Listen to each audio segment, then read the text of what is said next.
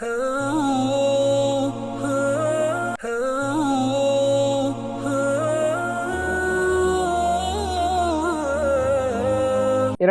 அல் மஸ்ஜித் Nabawi Medina முனவ்வராவுடைய குத்பா. இந்த குத்பாவை ஷேக் Khalid அல் முஹன்னா ஹஃபிதுல்லாஹ் நிறுத்தியிருந்தார்கள். அதாவது அல்லாஹ்வை சந்திப்பதன் பக்கம் உள்ள தேட்டம், ஆசை. அதாவது அல்லாஹ்வை மறுமையிலே சந்திக்க வேண்டும், நல்லடியார்களாக சந்திக்க வேண்டும், நல்ல நிலைமை சந்திக்க வேண்டும், அதற்கான ஏற்பாடுகளை செய்ய வேண்டும். ஹம்து ஸலவாத் தக்வாவுடைய வசதிக்கு பின்னால் மக்களே நீங்கள் உங்களுடைய இரட்சகனை பயந்து கொள்ளுங்கள். நிச்சயமாக கியாமத் நாளுடைய அது அதிர்ச்சி, கியாமத் நாள் மிகவும் பயங்கரமான ஒரு விடயம்.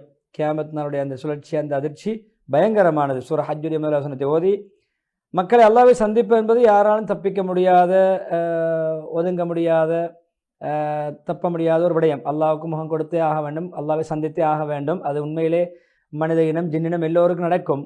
அது மக்கள் எல்லாம் கூலிக்காக வேண்டி தங்களுடைய அமல்களுக்கு ஏற்ற கூலி கொடுக்கப்படுகின்றனாலே ஒன்று சேர்க்கப்படக்கூடிய சந்தர்ப்பம். ரப்பை ஒரு சந்திப்பார்கள். உண்மையிலே சிலர் ஜெயம் பெற்றவர்களாக, வெற்றியாளர்களாக சந்திப்பார்கள். அவர் எப்பொழுதுமே அவருடைய அல்லாஹ்வை சந்திப்பதன் மூலம் அவருக்கு கண்குளிர்ச்சி ஏற்படும். அது உண்மையிலே வெற்றிகரமான சங்கையான சந்திப்பாக இருக்கும். இன்னும் சிலர் நஷ்டவாளிகளாக, கை சேதமுள்ளவர்களாக சந்திப்பார்கள். அது கை சேதத்துக்குரிய கவலைக்குரிய ஒரு சந்திப்பாக அமையும். மனிதனே, நீ உன்னுடைய ரப்பின் பக்கம் பாடுபடுகிறாய், முயற்சி செய்கிறாய், பல சிரமங்களை மேற்கொள்கிறாய். எனவே அல்லாஹ்வை சந்திப்பாய், இறைவனை சந்திப்பாய். இன்ஷிகாக் 6வது வசனம். நபி ஸல்லல்லாஹு அலைஹி வஸல்லம் நீங்கள் உங்களுடைய ரப்பை சந்திப்பீர்கள், உங்களுடைய அமல்களை பற்றி நிச்சயம் வினவப்படுவீர்கள், கேள்வி கணக்கு கேட்கப்படும் உங்களிடம். அல்லாஹ்வுடைய அடியார்களே, அல்லாஹ்வை சந்திப்பதை நாம் நம்ப வேண்டும், உறுதி கொள்ள வேண்டும். எப்பொழுதுமே சிந்தனையிலே நம்முடைய சிந்தனையை ஆட்கொள்ள வேண்டும். அது உண்மையிலே ஒரு அடியான் அந்த சிந்தனையோடு வாழுகின்ற பொழுது இறைவனுக்கு கொடுத்த வாக்குறுதியை தன்னுடைய வாழ்நாளில் அவன் நிறைவேற்றுவான். அல்லாஹ்வை சந்திக்க வேண்டும் என்ற உணர்வு, அல்லாஹ்வுக்கு கொடுத்த நான் அடிமையாக வாழ்வேன் என்ற, உன்னை இறைவனாக ஏற்று வாழ்வேன் என்ற அந்த வாக்குறுதியை நிறைவேற்றுவதற்கு அவனுக்கு துணையாக அமையும். எனவே தீனிலே ஸ்திரமாக இருப்பதற்கு துணையாக அமையும். எப்பொழுதுமே அல்லாஹ் வழிபட நடப்பதை பொறுமை காப்பதற்கு துணையாக அமையும். அல்லாஹ்வுடைய கூலியிலே ஆதரவு வைப்பதற்கும் தண்டனையை பயந்து நடப்பதற்கும் அவனுக்கு ஒரு துணையாக, ஒரு சாதகமாக அது அமையும். உங்களுடைய ஆத்மாவுக்காக நன்மைகளை நீங்கள் முட்கூட்டி செய்து அனுப்புங்கள். அல்லாஹ்வை பயந்து கொள்ளுங்கள், அறிந்து கொள்ளுங்கள். நீங்கள் நிச்சயம் அவனை சந்திப்பீர்கள். மூமின்களுக்கு நன்மாராயம் சொல்லுங்கள், உண்மையான இறை விசுவாசிகளுக்கு நன்மாராயம் சொல்லுங்கள். அல்லாஹ்வுடைய நற்சந்திப்பு உண்டு, சொர்க்கம் உண்டு, மன்னிப்புண்டு, பாக்கியங்கள் உண்டு. பக்கரா 223வது வசனம். எனவே பொதுவாக எப்பொழுதுமே சிரமமான கஷ்டமான காலங்கள், ஃபித்னாவுடைய காலங்களிலே, அசம்பாவிதங்கள், அசௌகரியம் நடக்கின்ற காலத்தில் ஒரு மனிதன் தனக்காக மறுமையிலே பயனளிக்கக்கூடிய விடயங்களை ஏற்பாடு செய்வதுதான் முன்னே சொல்லப்பட்ட ஆயத்துடைய கருத்து. எந்த நிலைமைகள் வந்தாலும் அல்லாஹ்வுடைய தொடர்பிலே, அல்லாஹ்வுக்கு கட்டுப்பட்டு நடப்பதிலே, மார்க்க வழிமுறையிலே தரக்குறைச்சல் செய்யக்கூடாது. ஏற்பாடுகளை செய்து மறுமைக்காக அனுப்பி கொண்டே இருக்க வேண்டும். பொதுவாக நாம் அல்லாஹ்வை சந்திப்போம் என்று நினைத்து எண்ணிக்கொண்டிருக்கக்கூடிய அந்த நினைப்போடு வாழக்கூடிய மக்கள் சொல்வார்கள், எத்தனையோ குறைவான எண்ணிக்கையுள்ள கூட்டம் பெரும் எண்ணிக்கையிலான படைகளை தோற்கடித்திருக்கிறது. அல்லாஹ்வுடைய அனுமதிப்படி, நாட்டப்படி, அல்லாஹ்வுடைய நாட்டப்படி. எனவே அல்லாஹ் பொறுமையாளர்களோடு இருக்கிறான் என்று சொல்வார்கள். பக்கரா 249 சொன்ன எப்பொழுதுமே பொறுமையோடு வாழ்வார்கள், மறுமை பயணத்திலே லட்சியவாதிகளாக செயல்படுவார்கள். எனவே ஒரு அடியான் எப்பொழுதுமே அல்லாஹ்வை சந்திக்க வேண்டும் என்ற நினைப்போடு, சிந்தனையோடு செயல்படக்கூடிய ஒவ்வொரு மனிதனுக்கும் கட்டாயம் அவன் அல்லாஹ்வை சந்திப்பேன் என்று ஆசைப்படுவது. அடியான் எப்பொழுதுமே தன்னுடைய அனைத்து நேசத்துக்குரிய விடயங்களை விட தன்னுடைய இறைவனை சந்திப்பதை அவன் ஆசிக்க வேண்டும். அதே போன்று தனக்கு மனதுக்கு பிடித்த அனைத்தையும் விட இறைவனுடைய திருப்தி தான் அவனுக்கு மிகவும் முதன்மையானதாக இருக்க வேண்டும்.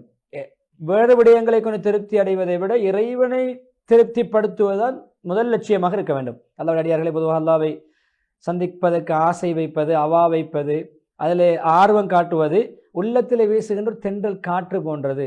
அது அப்படி ஒரு சிந்தனை உள்ளத்துக்கு வந்துவிட்டால் துனியாவுடைய சிரமங்கள், துனியாவுடைய நெருக்கடிகள், துனியாவுடைய அகோரங்கள், அசௌகரியங்கள் எல்லாம் அவரை விட்டும் அது நீக்கிவிடும். அவருக்கு ராகத்தை ஏற்படுத்தும்.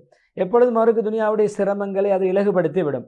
யார் அல்லாஹ்வை கொண்டு ஆறுதல் அடைவாரோ, அல்லாஹ் என்னை படைத்தவன், எனக்கு உதவி செய்வான், நான் அல்லாஹ்வை சந்திக்க வேண்டும், அல்லாஹ்வுடைய நாட்டுப்படியில் நடக்கும் என்ற அல்லாஹ்வை கொண்டு யார் மன ஆறுதல் அடைவாரோ, அதே போன்று அல்லாஹ்வை சந்திக்க யார் ஆசிப்பாரோ, அவா வைப்பாரோ, அவர் உண்மையிலே மிக பிரமாண்டமான ஒரு இன்பத்தை வாழ்க்கையில் அடைந்து ஜெயம் பெறுவார். எப்பொழுதுமே அந்த இன்பம், அந்த ஒவ்வொரு மனிதனுக்கும் அந்த இன்பத்தை அடைய முடியும் இந்த உலகத்திலே.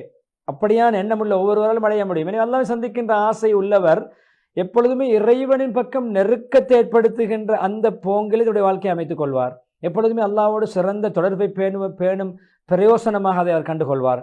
நிச்சயமாக எப்பொழுதுமே அல்லாஹ்வை சந்திக்க வேண்டும் என்ற ஆசை யாருக்கு உண்டாகும் என்றால், ஏகத்துவத்தை கொண்டு உள்ளத்தை ஒளியூட்டியவர், உள்ளத்தை புனரமைத்தவர்.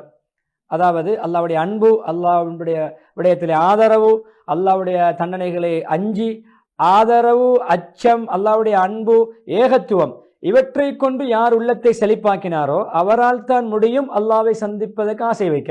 அல்லாஹ்வை சந்திக்கின்ற ஆசை யாருக்கு வரும்? ஏகத்துவவாதிக்கு வரும், அல்லாஹ்வை நேசிக்கக்கூடியவருக்கு வரும். எனவே அது அல்லாஹ்வை அதிகம் திக்ர் செய்யக்கூடியவருக்கு வரும். அப்படியான திக்ர் செய்வதோடு நல்ல அமல் செய்கிறார், அல்லாஹ்வுக்காக வேண்டி தூய்மையாக அமல் செய்கிறார், அதில் யாரையும் கூட்டு சேர்க்காமல் அல்லாஹ்வுக்காக என்று மாத்திரம் தன்னுடைய செயற்பாடுகளை, ஏகத்துவங்களை, எண்ணங்களை அமைத்துக் கொள்கிறாரே, அவருக்குத்தான் அல்லாஹ்வை சந்திக்கின்ற ஆசை, ஆர்வம் உண்டாகும். எனவே யார் தன்னுடைய இரட்சகனை சந்திக்க ஆசை வைக்கிறாரோ அவர் நல்ல அமல் செய்யட்டும். அவர் தன்னுடைய இறைவனுக்கு புரிகின்ற வணக்க வழிபாடுகளில் வேறு யாரையும், எதனையும், எவரையும் கூட்டு சேர்க்கக்கூடாது. கஹப் 110வது வசனம். ஏன்னா அல்லாஹ் பக்கம், அல்லாஹ் நேசத்தை அடைவதன் பக்கம் உள்ள ஆசை, ஆர்வம், அல்லாஹ்வுடைய அடியார்களே, அது உண்மையிலே மகத்தான கூலி கிடைப்பதற்கு காரணம். பொதுவாக அல்லாஹ்வுடைய இறை நேசர்களுக்கு மிக சீக்கிரமாகவே கிடைக்கின்ற ஒரு பாக்கியமாக, வெகுமதியாக அது அமையும். எப்பொழுதுமே அவர்கள் அல்லாஹ் சந்திக்கின்ற இன்பத்தை அவர்களுக்கு சுவைக்க வைக்கும். அல்லாஹ்விடம் செல்ல முன்னரே, அல்லாஹ்வை சந்திக்க முன்னரே, மௌத்துக்கு முன்னரே அல்லாஹ்வை சந்திக்கின்ற அந்த நிகழ்வை நினைத்து மன இன்பம் அடைவார். எப்பொழுதுமே அல்லாஹ்விடம் செல்ல முன்னரே அவர்கள் அதுக்கு தயாராக்க வைக்கும், அதை எதிர்பார்க்க வைக்கும், நான் அல்லாஹ்வை சந்திக்க வேண்டும். எனவே அதை யார் அல்லாஹ்வை சந்திக்க வேண்டும் என்ற ஆசை வைப்பாரோ, ஆர்வம் கொள்வாரோ, நிச்சயமாக அல்லாஹ்வுடைய அந்த தவணை நிச்சயம் வரும், அவருக்கு ஒரு மௌத்து வரும். அல்லாஹ் அனைத்தையும் செவியேற்கக்கூடியவன், அனைத்தையும் அறிந்தவன். அன்கபூத் 5வது வசனத்தை ஓதி முஹம்மது ஸல்லல்லாஹு அலைஹி வஸல்லம் சொன்ன ஹதீஸ், ஒரு முஃமினுக்கு மௌத்து வந்தால் அவருக்கு அல்லாஹ்விடம் இருக்கின்ற சங்கை, மரியாதைகள் அவருக்கு நன்மாராயம் சொல்லப்படும். அல்லாஹ்வுடைய திருப்தி உனக்கு கிடைக்கும் என்ற நன்மாராயம் சொல்லப்படும். எனவே அது அல்லாஹ் அவருக்கு முன்னால் அல்லாஹ்வை சந்திக்கின்ற, அல்லாஹ்வுடைய திருப்தி அடைகின்ற, அல்லாஹ்விடம் இருக்கின்ற சங்கையை, மரியாதை அடைவதை தவிர வேறு எதுவும் அவருக்கு முன்னால் இலக்காக, குறிக்கோளாக இருக்காது. எனவே அல்லாஹ்வை சந்திக்க அவர் ஆசைப்படுவார், அல்லாஹ்வும் அவரை சந்திக்க விரும்புவான். எனவே இந்த ஹதீஸிலே உண்மையிலே ஈமான்தாரிகளுக்கு மகத்தான ஒரு நன்மாராயம், பிரமாண்டமான ஒரு நன்மாராயம் இருக்கிறது, சுப செய்தி இருக்கிறது. அதாவது அந்த நன்மாராயத்தின் மூலமாக அவருடைய மௌத்துடைய பாதகங்கள், மௌத்திலே அவர் படுகின்ற சிரமங்கள் அவருக்கு இலகுவாக்கப்படும். மௌத்துடைய சிரமமான கட்டங்கள் இலகுவாக்கப்படும். ஒரு முஸ்லீம்களுக்கு தன்னுடைய குடும்பத்தார்களை இழக்கின்ற பொழுது வருகின்ற கவலை அவருக்கு மன ஆறுதலாக அமையும். அதாவது தன்னுடைய மௌத்தாகும் பொழுது தான் பிறரை விட்டு போவது, அல்லது மௌத்தாகின்ற ஒருவர் தன்னை விட்டும் பிரிவது, இப்படியான விடயங்கள் இந்த நன்மாராயத்தை புரிந்தவருக்கு ஆறுதல் இருக்கிறது. எனவே பாருங்கள், முஹம்மது ஸல்லல்லாஹு அலைஹி வஸல்லம் அழகான ஒரு நிகழ்வு. தக்வாதாரிகளுக்கெல்லாம் முன்னுதாரணம், தலைவர், நல்வழி நடந்தவர்களுக்கெல்லாம் அவர்கள் தான் முன்னுதாரணை. அவர்கள் எப்பொழுதுமே அவருடைய உள்ளம் அல்லாஹ்வை சந்திப்பதால் திளைத்திருந்தது, நிறைந்திருந்தது. எப்பொழுதுமே இந்த துனியாவுடைய வசதி வாய்ப்புகளோடு சேர்ந்து வாழ விருப்பமா அல்லது அல்லாஹ்வை சந்திக்க விருப்பமா என்று கேட்ட பொழுது கூட அவர்கள் அல்லாஹ்வை சந்தித்து சுவர்க்கத்தை அடைவது தான் அவருடைய இலக்காக கொண்டார்கள். அப்துல்லா இப்னு அம்ர் ரலியல்லாஹு அன்ஹு அறிவிக்கிறார்கள், அபு முவைஹிபா என்று சொல்லக்கூடிய சஹாபி, ரசூல் ஸல்லல்லாஹு அலைஹி வஸல்லம் அடிமையாக இருந்து உரிமையிடப்பட்ட ஒரு மனிதர், அபு முவைஹிபா ரலியல்லாஹு அன்ஹு அவர்கள். அவர்கள் சொன்ன ரசூல் ஸல்லல்லாஹு அலைஹி வஸல்லம் தான் என்னை நடுநிசையில் பாடினார்கள், நடுநிசையிலே என்னை எழுப்பினார்கள். அபு முவைஹிபா, எனக்கு ஜனத்து பக்கி மக்பராவில் அடக்கப்பட்டிருக்கக்கூடிய மக்களுக்காக வேண்டி இஸ்திக்பார் செய்யுமாறு ஏவப்பட்டிருக்கிறேன். ஜாமத்திலே, நடுநிசையிலே என்னோடு சேர்ந்து வாருங்கள். எனவே சென்றேன், நபியோடு சேர்ந்து சென்றேன். அங்கே நடக்கிற நிகழ்வை சமுதாயத்துக்கு எத்தி வைக்க சான்றாக ஒருவரை கூட்டிக் கொண்டு போவது, அந்த இடத்துல துணையாக கூட்டிக் கொண்டு போகிறார் என்னை. நான் சென்றேன். அவர்களுக்கு முன்னால் நின்ற பொழுது சொன்னார்கள், அஸ்ஸலாமு அலைக்கும் அஹ்லல் மகாபிர், கபிரிஸ்தானில் அடங்கப்பட்டிருக்கக்கூடிய மக்களை உங்களுக்கு சலாம் உண்டாகட்டும். பொதுவாக நீங்கள் எந்த நிலைமையிலே காலை அடைந்தீர்களோ, மக்கள் எந்த நிலைமையில் காலை அடைகிறார்களோ துனியாவில் வாழும் பொழுது, அதை விட நீங்கள் காலை அடைந்த இந்த காலை பொழுது உங்களுக்கு இனிமையாக அமையட்டும், சந்தோஷமாக அமையட்டும், மகிழ்ச்சியாக அமையட்டும், செழிப்பாக சிறப்பாக அமையட்டும் என்று வாழ்த்து சொல்லிவிட்டு, ஃபித்னாக்கள் எல்லாம் வர தொடங்கிவிட்டன. இரவுடைய பகுதிகள் போல, இரவுடைய இருள் போன்று ஃபித்னாக்கள் நிறைந்து ஒன்றன் பின் ஒன்றாக வர தொடங்கிவிட்டன. எனவே பொதுவாக பின்னால் வரக்கூடிய ஃபித்னா முன்னால் வரக்கூடிய ஃபித்னாவை துயர்ந்து வருகிறது. ஒன்றன் பின் ஒன்றாக ஃபித்னாக்கள் வந்து கொண்டிருக்கின்றன.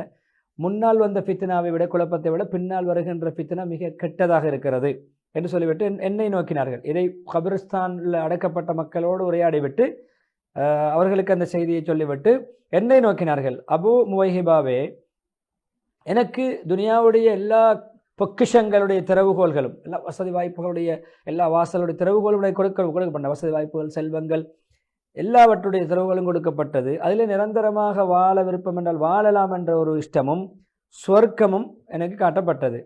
எனவே இந்த இரண்டுக்கும் மத்தியிலே எனக்கு இஷ்டம் கொடுக்கப்பட்டிருக்கிறது. துனியாவிலே சுகண்டியாக வசதி வாய்ப்போடு வாழ விருப்பமாக வாழுங்கள், இல்லாவிட்டால் கொஞ்சம் சிரமத்தோடு சோதனையோடு உலகத்தில் வாழ்ந்துவிட்டு சொர்க்கத்தை இலக்காக வைத்து சொர்க்கத்துக்கு செல்வது விருப்பமா மௌத்துக்கு பின்னால் என்று எனக்கு இஷ்டம் கொடுக்கப்பட்டிருக்கிறது என்று அபு முவைஹிபா ரலியல்லாஹு அன்ஹு நபி அவர்கள் சொன்னார்கள். நான் கேட்டேன், யா ரசூலல்லாஹ், என்னுடைய தாய் தந்தை உங்களுக்கு அர்ப்பணமாகட்டும், நீங்கள் துனியாவிலே கொஞ்சம் செல்வ செழிப்போடு துனியாவுடைய பொக்கிஷங்கள் துனியாவுடைய பாக்கியங்கள் நிறையவே பெற்று அதில் கொஞ்சம் நிரந்தரமாக வாழ்ந்துவிட்டு பிறகு சுவர்க்கத்துக்கு போவதை தேர்ந்தெடுக்கலாமே, துனியாவில் கொஞ்சம் வசதி வாய்ப்பாக செல்வ செழிப்போடு வாழ்ந்துவிட்டு பின்பு நீங்கள் சுவர்க்கத்துக்கு போவதை இரண்டையும் சேர்த்து தேர்ந்தெடுக்கலாமே என்ற ஒரு கருத்து சொன்னேன்.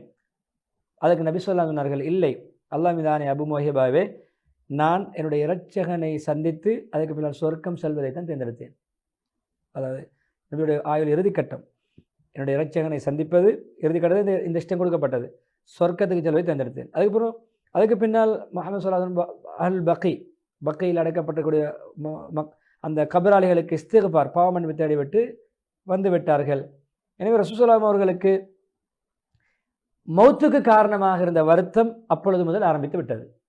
அந்த சம்பவத்துக்கு பின்னால் அந்த மௌத்து வரைக்கும் நபி அனுபவித்த மேல் அந்த வருத்தங்கள், தலைவலி, காய்ச்சல் போன்ற அந்த வருத்தம் அன்றிலிருந்து துவங்கிவிட்டது. அஹ்மது ரஹிமஹுல்லாவுடைய ரிவாயத்தில் ஒரு வார்த்தை வந்திருக்கிறது, அந்த சம்பவம் நடந்து 7 அல்லது 8 நாட்கள் தான் நபி ஸல்லல்லாஹு அலைஹி வஸல்லம் உயிர் வாழ்ந்தார்கள், அதுக்கு பின்னால் வஃபாத்தாகிவிட்டார்கள் என்ற விடயத்தை சொல்கிறார். எனவே அந்த இறுதி கட்டம். எனவே இதில் மிகவும் தெளிவான சான்றுக்கு முஹம்மது ஸல்லல்லாஹு அலைஹி வஸல்லம் அவர்கள் உண்மையில் அல்லாஹ்வை சந்திப்பதிலே மிகவும் ஆசை ஆர்வம் வந்தார்கள். எனவே சொர்க்கத்தை அடைவது, எனவே துனியாவுடைய வாழ்க்கையை விட்டு மௌத்துக்கு பின்னால் நிரந்தர வாழ்க்கையை சொர்க்கத்தை சென்று கொண்டார்கள். எனவே இது உண்மையிலே தூய்மையான இப்ராஹிம் அலைஹிஸ்ஸலாத்துடைய கலாச்சாரத்திலும் உள்ள ஒரு விடயமாக இருக்கிறது.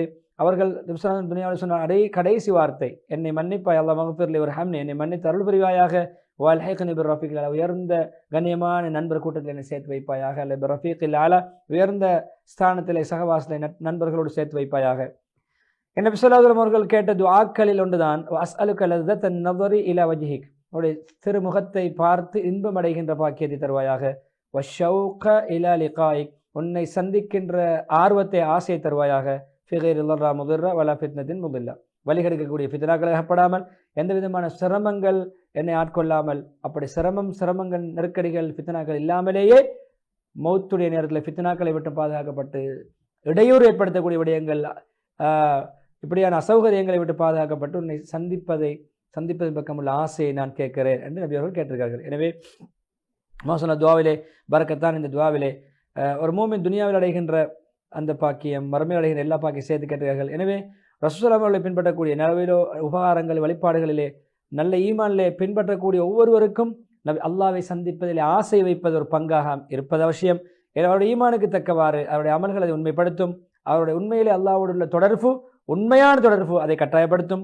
எனவே அல்லாஹ்வை சந்திப்பது, அல்லாஹ் பக்கம் நெருங்குவது, அவர் அல்லாஹ்விடம் சென்று அடையும் வரைக்கும் அவருக்கு இருந்து கொண்டே இருப்பது ஒரு மூமினை பொறுத்தவரை அத்தியாவசியமான, நபி அவர்களை பின்பற்றுகின்ற ஒவ்வொருவருக்கும் அவசியமான ஒன்றாக இருக்கிறது சொல்லி முதலாவது ஹுத்பாவை பரக்கத்துக்கு துஆ செய்து இஸ்திக்பார் செய்து தூண்டி முடித்துவிட்டு இரண்டாவது ஹுத்பாவை ஹம்து ஸலவாத் தக்வாவுடைய வசதிக்கு பின்னால் பொதுவாக தான் அல்லாஹ்வை சந்திக்க வேண்டும் என்ற ஆசையோடு ஆர்வத்தோடு வாழக்கூடியவருக்கு அல்லாஹ் கொடுக்கின்ற கண்ணியம் பாக்கியங்களில் ஒன்றுதான் எப்பொழுதுமே இறைவனை சந்திக்க வேண்டும் என்ற ஆசை உள்ள அந்த மனிதர் நிரந்தரமான இன்பங்களிலே ஆசை வைப்பார்.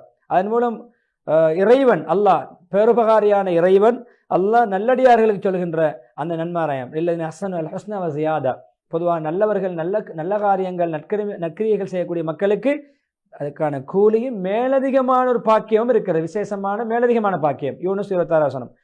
அதுக்கு பின்னால் ரசூல் ஸல்லல்லாஹு அலைஹி வஸல்லம் அவர்கள் அந்த மேலதிகமான பாக்கியம் என்னவென்பதை மிக தெளிவாக நன்மாராயம் சொல்லியிருக்கிறார்கள். அதாவது சொன்ன சொர்க்கவாதிகள் சொர்க்கத்துக்குள் நுழைந்த பொழுது நுழைந்தவுடன் ஒரு அழைப்பாளர் அழைப்பார், சொர்க்கவாசிகளே சுவனவாசிகளே, நிச்சயமாக அல்லாஹ்விடம் உங்களுக்கு ஒரு வாக்குறுதி ஒன்று இருக்கிறது. அதை உங்களுக்கு அல்லாஹ் இப்பொழுது நிறைவேற்றப் போகிறான். அல்லாஹ் உங்களுக்கு அளித்த வாக்குறுதி இல்லை அஹ்ஸனு அல் ஹுஸ்னா வ ஜியாதா, மேலதிக பாக்கியம், உபரிவிதமான ஒரு பாக்கியம். அந்த வாக்குறுதியை இப்பொழுது அல்லாஹ் நிறைவேற்றப் போகிறான் என்று சொன்னவுடன் அது என்ன மேலதிகமான ஒரு பாக்கியம் தருவதான வாக்குறுதி என்று கேட்பார்கள்.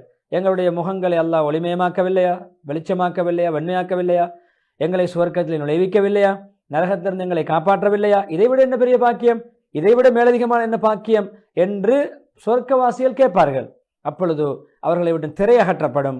அப்பொழுது அவர்கள் அல்லாஹ்வே பார்ப்பார்கள் நேரடியாக. அல்லாஹ் மீது ஆணையாக, அல்லாஹ் தன்னை பார்க்கும் பாக்கியத்தை விட ஒரு சிறந்த, அவர்களுக்கு உவப்பான ஒரு பாக்கியத்தை அவர்களுக்கு கொடுத்ததே கிடையாது. சொர்க்க இன்பங்கள் அனைத்தையும் விட அல்லாஹ்வை பார்க்கின்ற அந்த பாக்கியம்தான் அவர்களுக்கு உவப்பானதாக இருக்கும். இதுதான் வஸியாதா, மேலதிகமான பாக்கியம் என்பதை அங்கு சம்பவம் நடக்கின்ற பொழுது அவர்களுக்கு உணர்த்தப்படும் என்று சொல்லிவிட்டு ரசூலுல்லாஹி அஹ்ஸனல் ஹுஸ்னா வ ஜியாதா என்ற அந்த ஆயத்துடைய பகுதியை யூனுஸ் 26வது ஆயத்தை ஓதி காட்டினார்கள். எனவே இறைவனை நேரடியாக சுவர்க்கத்திலே காணும் வரைக்கும் அல்லாஹ்வை சந்திக்க வேண்டும், சந்திப்பதிலே ஆர்வம், ஆசை, அவா நம்முடைய உள்ளத்தில் இருக்க வேண்டும் என்ற அந்த ஹுத்பாவை நீண்ட துஆ பிரார்த்தனையோடு ஹத்தீப் ஹாலித் அல் முஹன்னா ஹஃபிலஹுல்லாஹ் அவர்கள் முடிவுக்கு கொண்டு வருகிறார்கள். விளம்பர இடைவெளி தொடர்ந்து மஸ்ஜிதுல் அக்ஸாவுடைய ஹுத்பாவை இன்ஷா அல்லாஹ் நாம் பார்க்கலாம்.